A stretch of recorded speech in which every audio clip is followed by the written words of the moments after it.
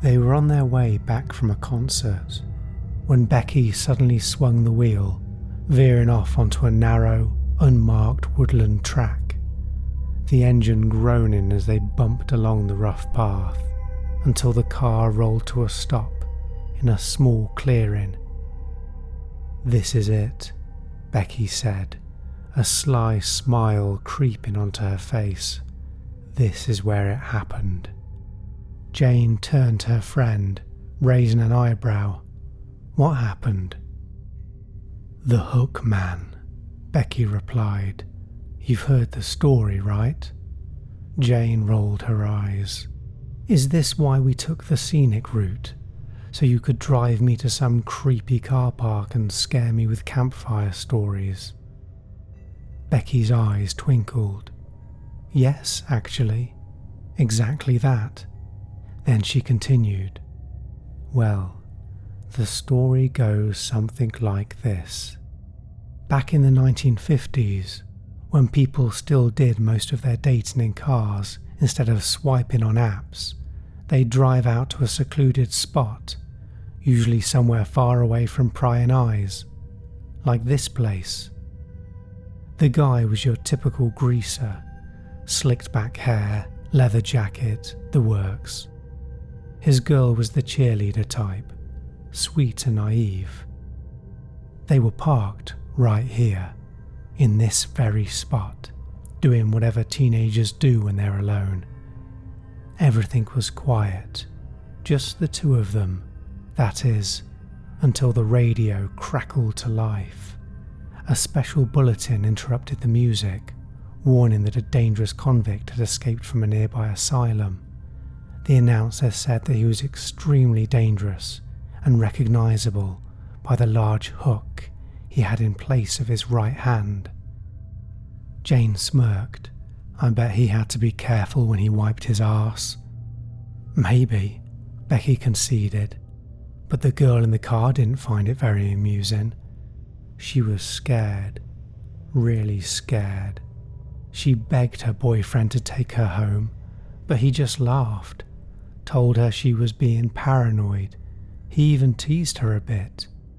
But she couldn't shake the feeling that something was wrong. They tried to get back into the mood, but then they started hearing it. A faint scratching sound coming from the side of the car. The guy was irritated now, so he decided to get out and check, just to prove to her that nothing was wrong. He slammed the door and circled his vehicle before disappearing into the trees. His girlfriend sat in the car, waiting, listening. Minutes passed, and her nerves started to get the better of her. She fiddled with a loose thread on her cardigan, tugging at it mindlessly, her eyes darting to the edge of the woods, willing him to return. But he didn't come back. And then it started again. A slow, scratching noise.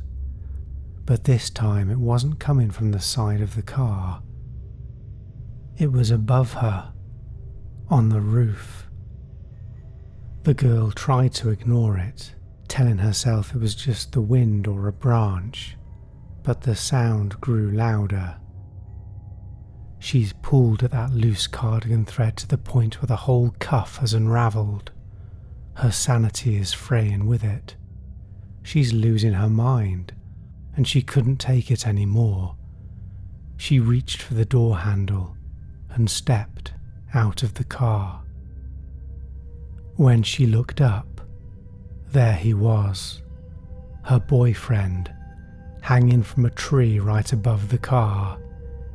His feet were brushing against the roof as he swayed in the breeze, his insides hanging outside, torn apart by a large, bloody hook. They say if you hear the scratching at night, it's the Hook Man looking for his next victim. Her eyes lit up. You're scared, aren't you? Jane shook her head. No, just cold. Good, "Because this is the perfect spot for a bathroom break," Becky announced, opening her door and stepping out into the chilly night air. Jane frowned. "Out here? Really?" "Unless you want erratic driving all the way home," Becky joked, walking a few steps away from the car. "I'll be quick. Just ducking behind that tree over there." Jane hesitated. "You want me to come with you?" Becky waved her off with a laugh. "Don't be a perv. I'll be fine." As she disappeared behind a tree, Jane stayed in the car, trying to find some music to lift her mood. But before she could land on a decent track, a soft tapping cut through the quiet, coming from the back of the car. "Very funny, Becky," Jane called out, her voice cracking. "You can stop trying to scare me now." The noise broke into a long scratch, like someone was tracing the rear bumper with a blade. Jane opened the car door and stepped out, the cold air biting at her skin. "Becky?" Her friend emerged from behind a tree, a puzzled look on her face. "What's wrong?" "Didn't you hear that? The tapping on the car? I thought you were messing with me." Becky shook her head, her expression serious for a moment, before her face broke into a smile. "You sure it wasn't the pitter-patter of me tinkling in the bushes? Come on, let's get the hell out of here." The car crept out of the clearing, the headlights casting long, twisted shadows through the trees. The final hour back to town was filled with upbeat, easy conversation, but the noise at the back of the car clung stubbornly to Jane's thoughts. When they pulled up outside her driveway, she was wishing she didn't have to spend the night alone. Her family were out of town, and the large farmhouse was far too still and empty without the others to fill it. The friends said goodbye, and Jane watched as Becky's car disappeared down the road. She stood there for a moment longer, feeling the weight of the empty house behind her. Then she turned and went inside. Jane felt small in the large house. She moved through each room, pulling curtains shut and locking windows, her hands moving a little faster than usual. The darkness outside pressed against the glass. She checked the front door, then the back, double-checking each lock. Finally, she retreated to her bedroom, the familiar space offering some comfort. She slipped into bed, leaving the bedside lamp on. Lying there with her eyes wide open, she tried to summon bright thoughts, anything to drown out the unease that clung to her mind. This wasn't normal for her. She was usually level-headed, but it was as if some primal instinct in her was telling her to run, to get away. She pushed the feeling down, hard, willing herself to ignore it, and somehow managed to fall asleep.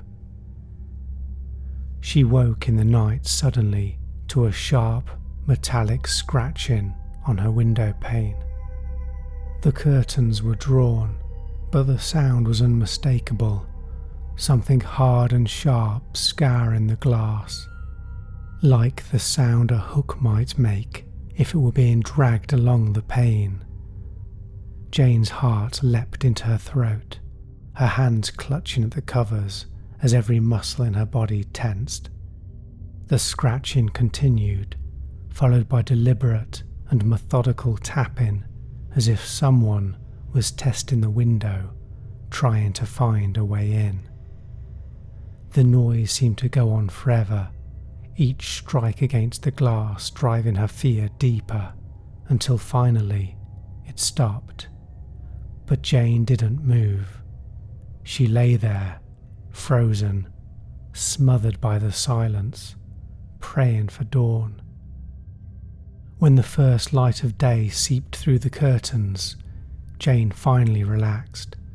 She hadn't slept much at all. She crawled out of bed and went through the motions of getting ready for work. She struggled through her day.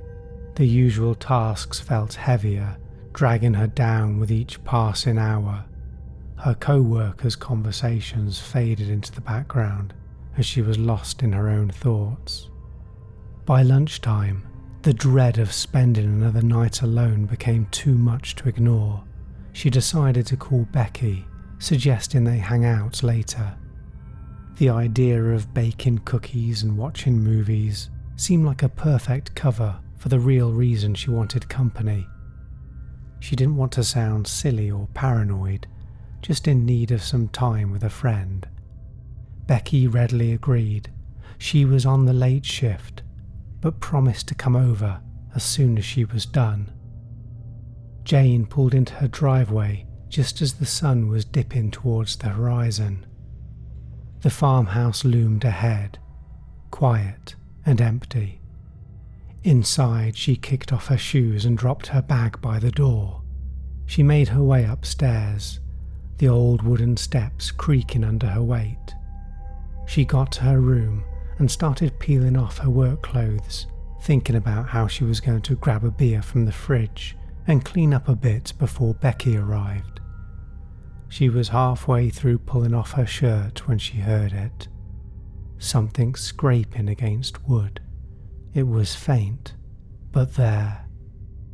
It sounded like it was coming from one of the other rooms, maybe the guest bedroom down the hall. The noises from the night before still haunted her, but it wasn't yet dark, and the daylight made her brave. She brushed it off, telling herself it was nothing, probably birds in the eaves, or a loose shutter outside. Nothing to worry about. She continued changing, but the noise kept taunting her, the sound increasing with a deliberate intensity. She couldn't ignore it anymore. This wasn't the wind, and it definitely wasn't birds.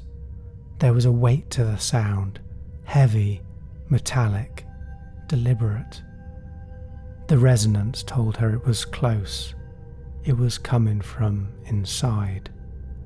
The scratching shifted, slowly inching its way down the hall, each movement careful, almost measured, like someone wanted her to hear it, like they were trying to scare her, and it was working. Jane's body started to shake uncontrollably. There was someone in the house with her. Her throat tightened, her eyes locked to the door. The noise stopped, just outside her room. She held her breath and took a step back, her pulse hammering in her ears. Then came the sound she'd been dreading, a slow, steady scratch on the door.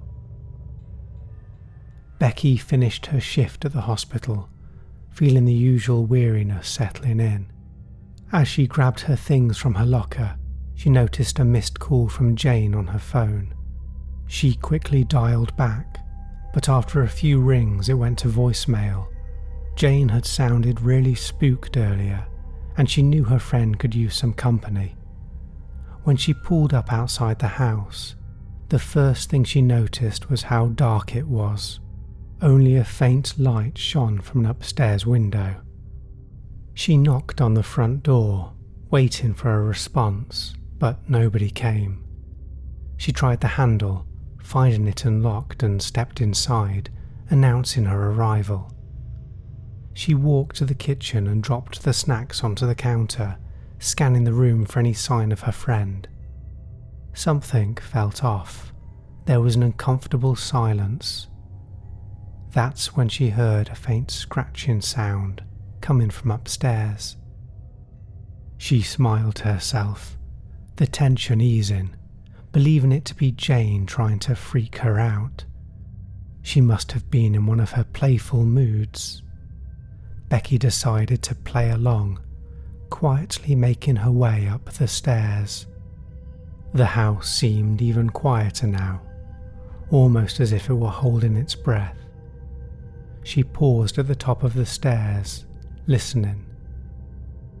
A soft thump came from the guest room at the far end of the landing. Becky grinned and walked towards the sound, her eyes flicking to the closed doors along the hall. She reached the guest room and flung the door open, expecting to catch Jane in the act. But the room was empty. A slow breath escaped her, followed by a nervous laugh. "Okay, Jane, you got me," she said aloud, hoping the unease creeping in was just her imagination. She moved to the next door, the bathroom, and pushed it open with a bit more force. Again, nothing. The room was spotless. Towels neatly folded, the window slightly ajar to let in the cool night air, but there was no sign of Jane. Then she heard a faint tapping. She stepped out into the hallway and glanced down towards Jane's bedroom. The door was closed, just like the others, but the sound was definitely coming from that direction. She approached the bedroom door slowly, her footsteps barely making a sound on the worn carpet. As she reached for the doorknob, she faltered as she saw a deep, jagged cut in the hardwood door. Nothing about this felt playful anymore. The air felt charged, suffocating, and a dark anxiety settled over her. The tapping continued, relentless. Tap, tap, tap. But curiosity got the better of her, and the door groaned on its hinges as she nudged it open. Bits of Jane adorned the room, glistening crimson splashed from wall to wall. A lifeless body slumped on the bed, crudely gutted, and dripping onto the hardwood floors with a tap, tap, tap. Becky gasped, stumbling backwards, her hand flying to her mouth to stifle the scream rising in her throat. As she stood there, paralysed by fear, she heard a strange metallic noise. It was coming from the landing, somewhere behind her. The same cold, deliberate sound she had heard before. A gravelly, scratching sound, like a hook being dragged along a wall. And it was moving towards her.